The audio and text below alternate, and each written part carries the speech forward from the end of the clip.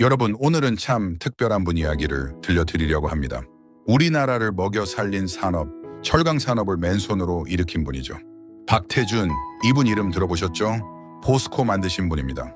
지금 여러분이 사시는 아파트, 그 속에 들어간 철근이 있습니다.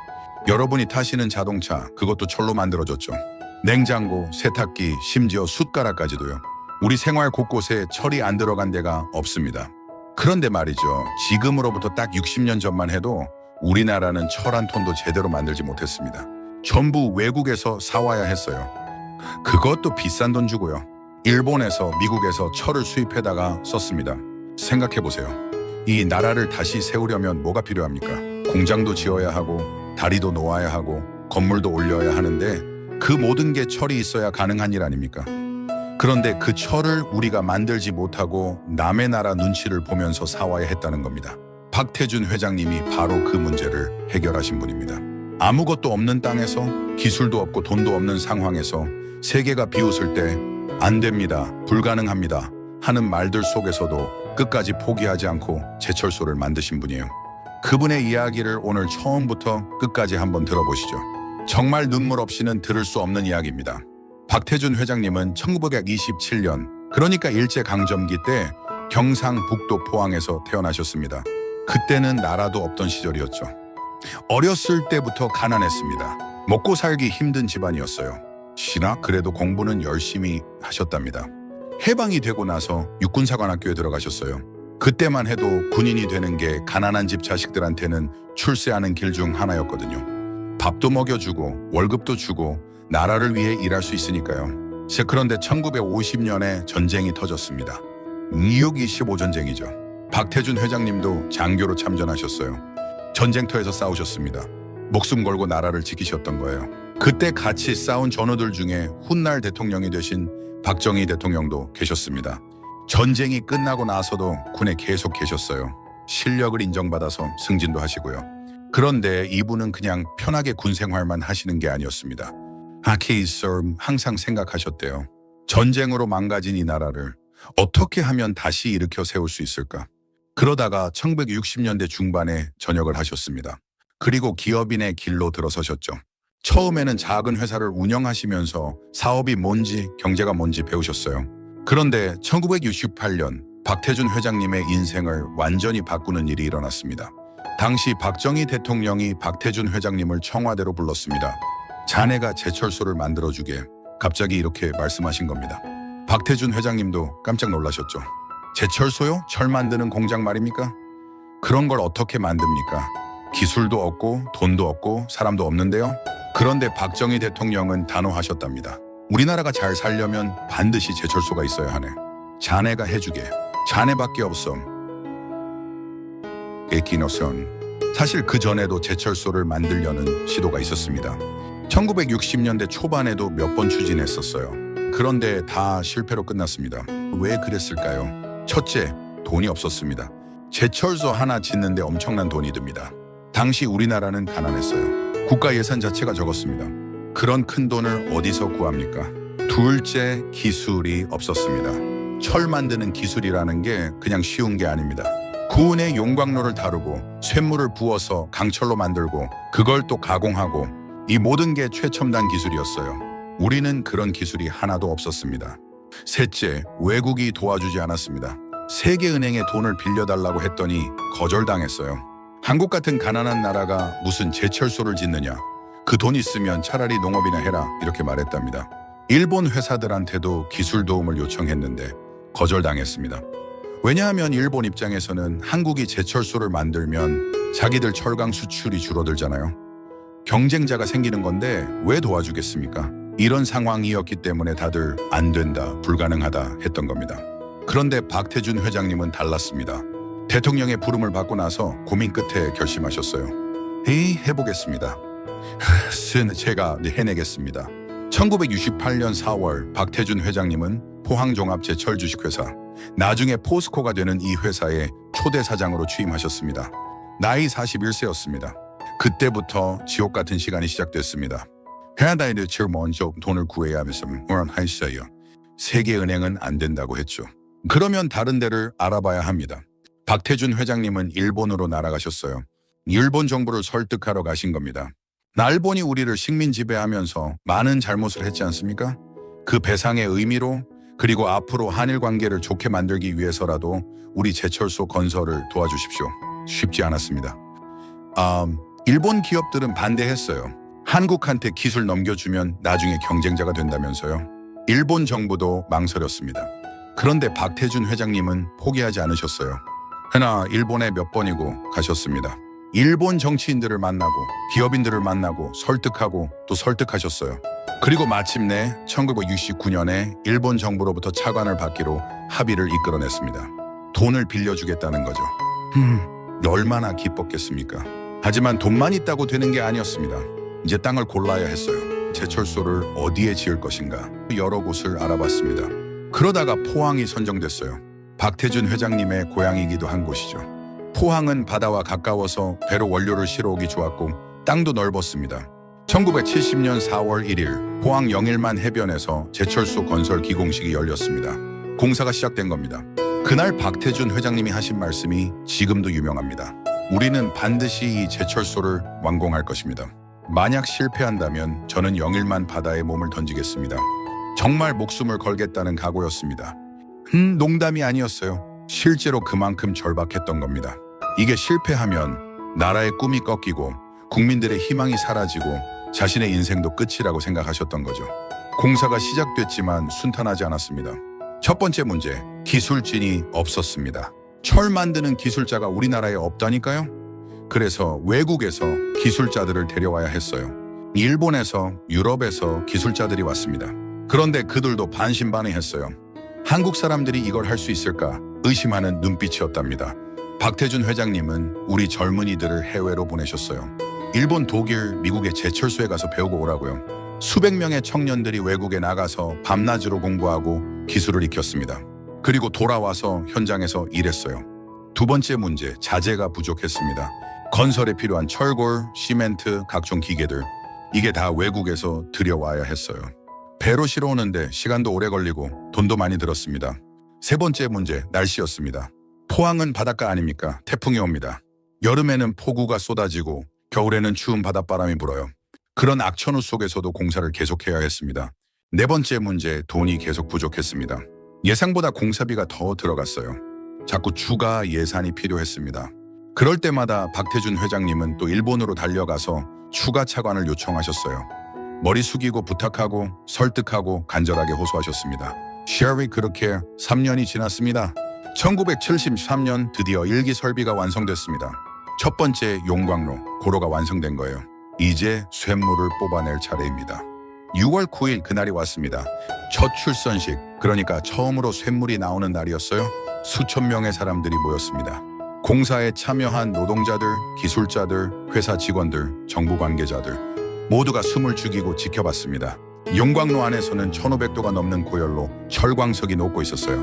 그 뜨거운 쇳물이 이제 흘러나올 겁니다. 박태준 회장님도 그 자리에 계셨어요. 암년간의 고생이 주마등처럼 스쳐 지나갔을 겁니다. 잠 못 자던 밤들, 걱정에 시달리던 순간들, 안 됩니다 하는 말들을 들으며 이를 악물었던 기억들. 그리고 마침내 용광로의 출선구가 열렸습니다.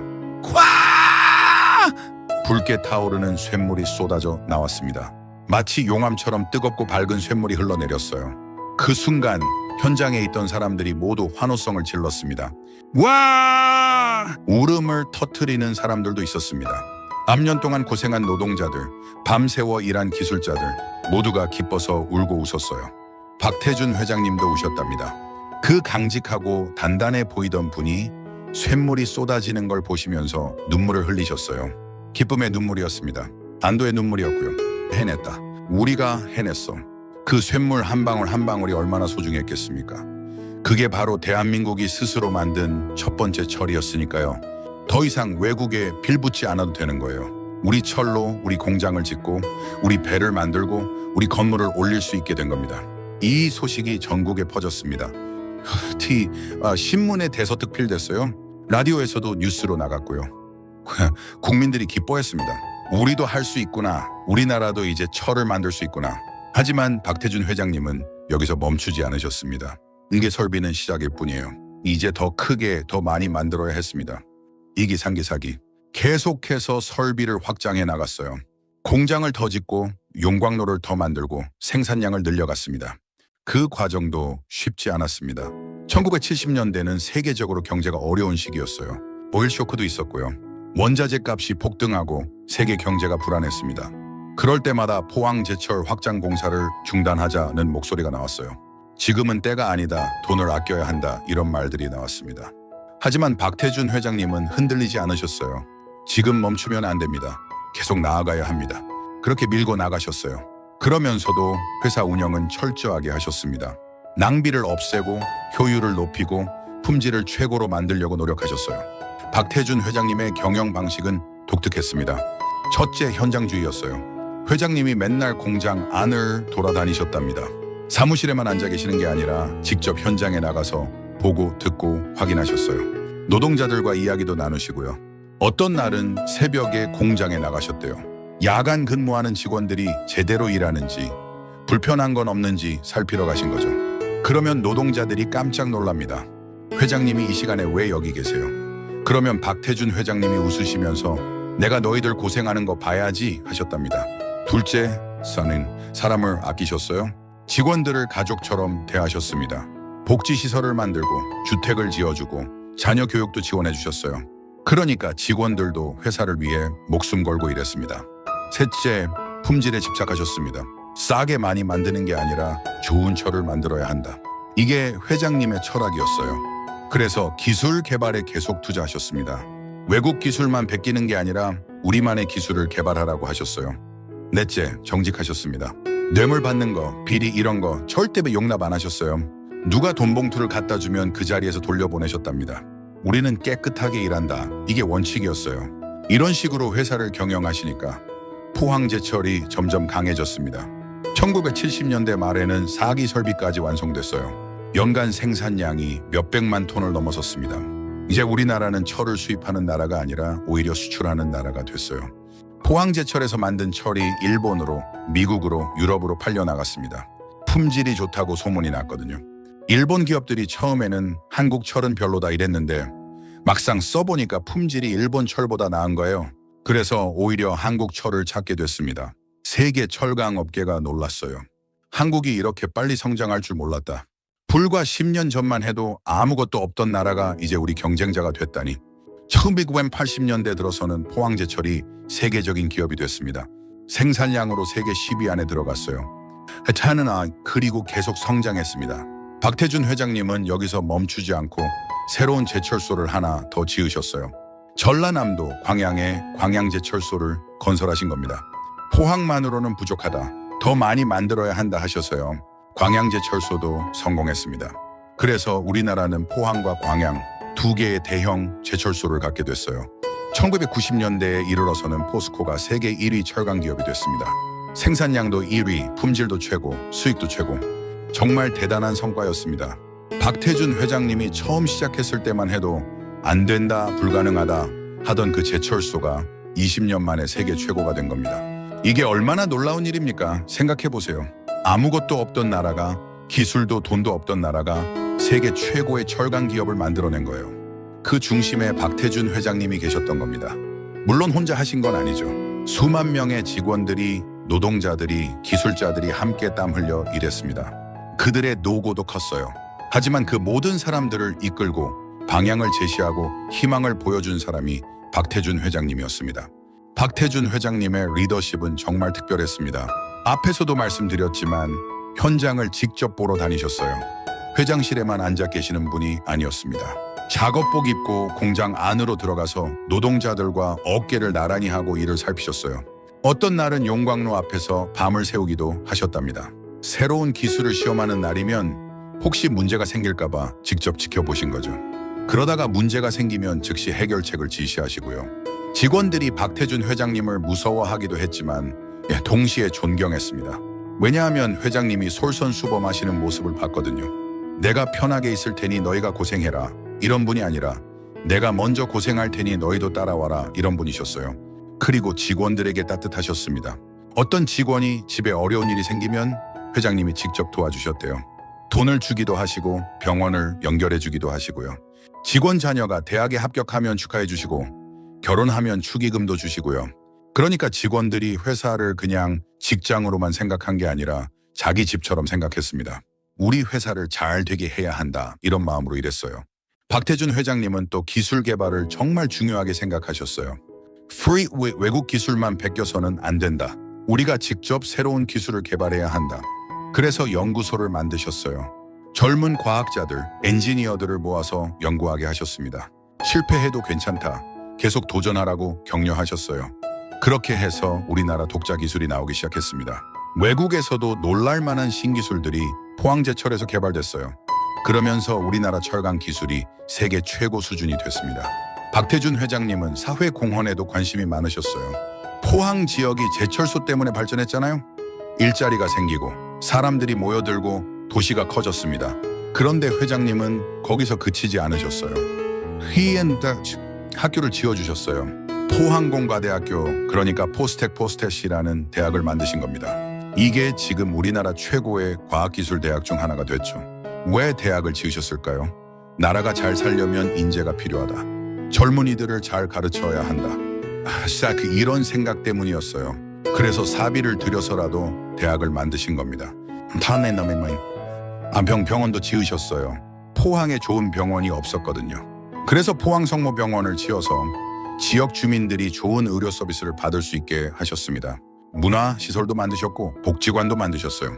그러니까 포항 시민들이 박태준 회장님을 얼마나 존경했겠습니까? 포항 사람들한테는 정말 은인이신 거죠. 박태준 회장님은 1992년까지 포스코 회장으로 계셨습니다. 그러다가 정치에 진출하셨어요. 사실 이분은 정치에 별로 관심이 없으셨대요. 그냥 회사 일에만 집중하고 싶으셨던 거죠. 그런데 나라에서 자꾸 요청하는 겁니다. 나라를 위해서 정치도 좀 해달라, 이렇게요. 그래서 1980년대에 국무총리도 하셨어요. 나라 경제를 살리는데 도움을 주셨죠. 나중에는 국회의원도 하시고요. 하지만 박태준 회장님의 본업은 역시 기업인이었습니다. 정치보다는 산업 현장이 더 어울리셨던 거죠. 말년에는 후배 기업인들을 가르치시고 젊은이들에게 강연도 하시면서 지내셨습니다. 여러분, 불가능하다는 말을 믿지 마세요. 내가 해냈듯이 여러분도 할 수 있습니다. 포기하지 말고 끝까지 도전하세요. 이런 메시지를 젊은이들에게 전하셨어요. 그러다가 2011년 12월 13일 84세의 나이로 세상을 떠나셨습니다. 그날 온 나라가 슬퍼했습니다. 뉴스에서도 대서특필했고 많은 사람들이 애도했어요. 장례식에는 수만 명이 다녀갔습니다. 재벌 회장들도 왔고 정치인들도 왔고 일반 시민들도 왔어요. 특히 포항 시민들, 포스코 직원들은 정말 슬퍼했습니다. 아버지를 잃은 것 같다고들 했어요. 박태준 회장님이 돌아가시고 나서 사람들이 그분의 업적을 되돌아봤습니다. 숫자로만 봐도 어마어마합니다. 1968년 아무것도 없이 시작했던 회사가 2011년에는 직원 수만 명의 매출이 수십조 원이 되는 세계적인 기업이 됐어요. 우리나라 철강 생산량이 세계 5위 안에 듭니다. 한국이 만든 철이 전 세계로 수출되고 있어요. 포스코는 지금도 계속 성장하고 있습니다. 박태준 회장님이 만들어 놓으신 그 기반 위에서요. 하지만 숫자보다 더 중요한 게 있습니다. 박태준 회장님이 보여주신 정신이에요. 불가능을 가능으로 만드는 정신. 나라를 위해 자기를 희생하는 헌신. 끝까지 포기하지 않는 집념. 사람을 아끼고 함께 가는 리더십. 이런 것들이 박태준 회장님의 진짜 유산입니다. 생각해보세요. 1968년 모두가 안 된다고 했을 때 한 사람이 나는 한다고 나섰습니다. 그리고 정말로 해냈어요. 바다에 몸을 던지겠다는 각오로 시작한 일이 나라 전체를 먹여 살리는 산업이 됐습니다. 한 사람의 용기가, 한 사람의 결단이, 한 사람의 노력이 이렇게 큰 변화를 만들어낼 수 있다는 걸 보여주신 거예요. 우리 시니어 여러분들도 다 아시잖아요. 1960에서 70년대가 얼마나 힘든 시절이었는지. 먹고 살기 힘들었고 일자리도 없었고 나라도 가난했던 때였죠. 그때 박태준 같은 분들이 나서서 우리가 해보자, 우리 손으로 만들어보자 하면서 산업을 일으켰습니다. 그래서 오늘날 우리가 이렇게 잘 살 수 있게 된 거예요. 지금 젊은 세대들은 잘 모릅니다. 철이 당연히 있는 거고 공장이 당연히 돌아가는 거고 회사가 당연히 있는 거라고 생각해요. 하지만 그게 다 누군가의 피땀 어린 노력으로 만들어진 겁니다. 박태준 회장님 같은 분들이 목숨 걸고 일하셔서 이뤄낸 거예요. 박태준 회장님의 삶을 보면서 우리가 배울 점이 참 많습니다. 첫째, 불가능은 없다는 것. 세상 사람들이 다 안 된다고 해도 내가 믿고 밀고 나가면 길이 열립니다. 물론 쉽지 않아요. 고생도 많이 하고 실패도 하고 좌절도 합니다. 하지만 포기하지 않고 계속 가면 언젠가는 목표에 도달합니다. 둘째, 나라를 사랑하는 마음. 박태준 회장님은 자기 개인의 부를 위해서 일하신 게 아닙니다. 물론 회사가 잘 되면 본인도 부자가 되겠죠. 하지만 그분의 1차적인 목표는 나라를 잘 살게 만들자였어요. 우리 국민들이 더 이상 가난하게 살지 않게 하자였습니다. 요즘 세상에는 자기 이익만 챙기는 사람들이 많잖아요. 그런 걸 보면 안타깝습니다. 박태준 회장님 같은 분들이 그렇게 애국심으로 일하셔서 나라를 일으켜 세웠는데 그 후손들이 나라를 생각하지 않으면 어떻게 됩니까? 셋째, 사람을 귀하게 여기는 마음. 박태준 회장님은 높은 자리에 계셨지만 밑에 있는 사람들을 함부로 대하지 않으셨어요. 오히려 그들을 가족처럼 아끼셨죠. 그러니까 사람들이 목숨 걸고 따라온 겁니다. 리더라는 게 그런 거 아닙니까? 혼자 잘나서 되는 게 아니라 사람들을 하나로 모아서 함께 가는 게 진짜 리더십이죠. 넷째, 기능을 정직하게 사는 것. 박태준 회장님은 부정부패와는 거리가 먼 분이셨어요. 돈을 벌되 깨끗하게 버셨습니다. 비리 없이 떳떳하게 사셨어요. 너 요즘 뉴스 보면 재벌들 비리니 뇌물이니 하는 소리 많잖아요. 그럴 때마다 박태준 회장님 같은 분이 그리워집니다. 그분처럼 정직하게 사업하고 떳떳하게 돈 버는 기업인들이 더 많았으면 좋겠어요. 긍이와 이날은 박태준 회장님이 포항제철을 세계 1위로 만드는데 20년이 걸렸습니다. 20년이에요. 그 긴 시간 동안 한 길만 걸으신 겁니다. 중간에 포기하지 않으시고요. 요즘 사람들은 조금 하다가 안 되면 금방 포기합니다. 이거 안 되네? 저거 해볼까? 이러면서 이것저것 옮겨 다니죠. 물론 그게 나쁘다는 건 아닙니다. 하지만 진짜 큰 일을 이루려면 끈기가 필요해요. 한 우물을 깊이 파야 합니다. 박태준 회장님의 이야기를 듣다 보면 가슴이 뜨거워집니다. 한 사람이 이렇게까지 헌신할 수 있다니, 한 사람의 의지가 이렇게 큰 변화를 만들어낼 수 있다니, 그분이 바다에 몸을 던지겠다고 하셨을 때 정말로 그럴 각오였던 거예요. 농담이 아니었습니다. 만약 실패했다면 정말 바다에 몸을 던지셨을지도 모릅니다. 다행히 성공하셨죠. 그래서 우리가 지금 이렇게 박태준 회장님의 이야기를 감동적인 성공담으로 들을 수 있는 겁니다. 포스코는 지금도 포항과 광양에서 쉬지 않고 돌아가고 있습니다. 24시간 내내 용광로에서 쇳물이 쏟아져 나오고 강철이 만들어지고 그게 전 세계로 팔려나갑니다. 그 철로 자동차가 만들어지고 배가 만들어지고 건물이 올라갑니다. 우리가 사는 이 아파트도 여러분이 타는 자동차도 다 포스코에 철이 들어가 있을지 모릅니다. 그렇게 박태준 회장님이 만드신 제철소가 지금도 우리의 삶을 떠받치고 있는 겁니다. 박태준 회장님이 돌아가신 지 벌써 10년이 넘었습니다. 하지만 그분의 정신은 아직도 살아있어요. 포스코 직원들은 지금도 박태준 회장님의 가르침을 기억하며 일합니다. 품질 제일주의, 현장주의, 사람을 아끼는 경영, 이런 것들이 아직도 회사의 문화로 남아있어요. 그리고 우리 국민들도 기억합니다.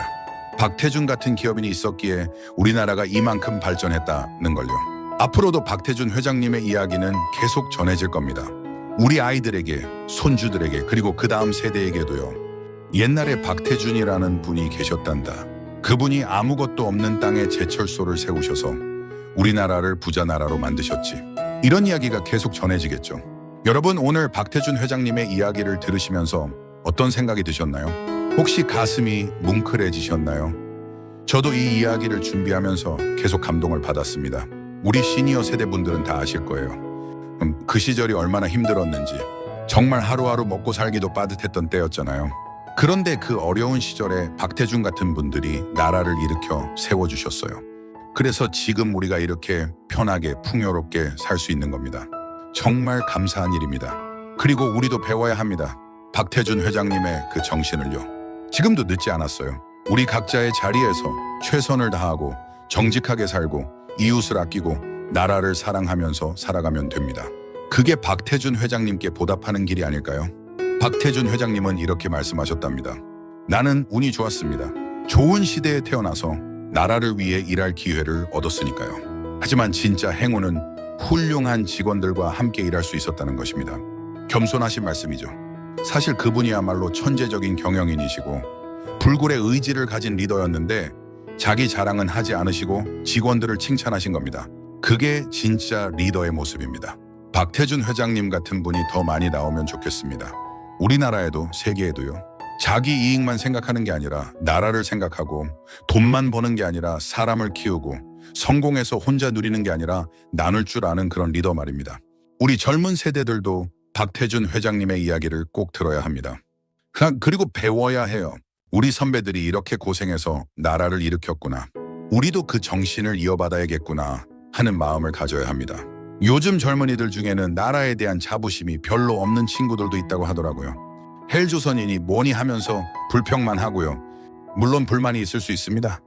사실 세상이 완벽하지는 않으니까요. 하지만 우리가 지금 누리는 이 풍요와 자유가 다 공짜로 온 게 아니라는 걸 알아야 합니다. 박태준 같은 분들이 그리고 그분과 함께 일한 수많은 사람들이 목숨 걸고 일해서 만들어 놓은 거예요.